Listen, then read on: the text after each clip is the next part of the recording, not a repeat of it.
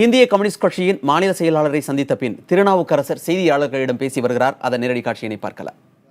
சந்தித்தேன். இங்கே சந்தித்ததில் இந்திய கம்யூனிஸ்ட் கட்சி ஒரு வரலாற்று சிறப்புமிக்க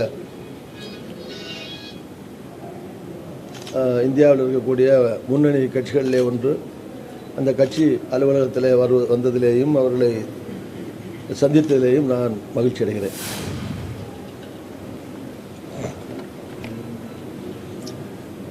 ஓகே,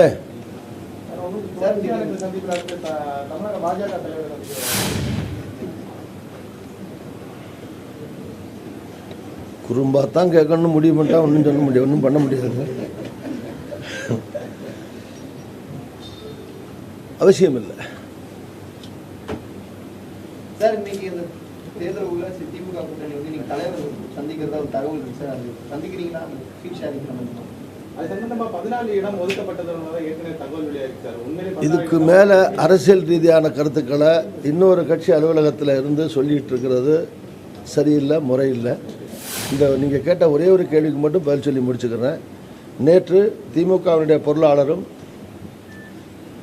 சட்டமன்ற எதிர்க்கட்சி தலைவருமான திரு ஸ்டாலின் அவர்களை சந்தித்து சீட் ஷேரிங் சம்பந்தமாக, இடஒதுக்கீடு சம்பந்தமாக தொடர்ந்து பேச்சுவார்த்தை நடக்கிறது. அது சம்பந்தமாக நேற்று பேசிவிட்டேன்.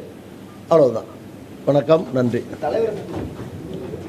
நான் பதில் சொல்லிட்டேன். அதுக்கு பார்த்துட்டேன். அவரை பார்க்குறதா இருந்தால் அவங்கள்ட்ட சொல்கிறேன்.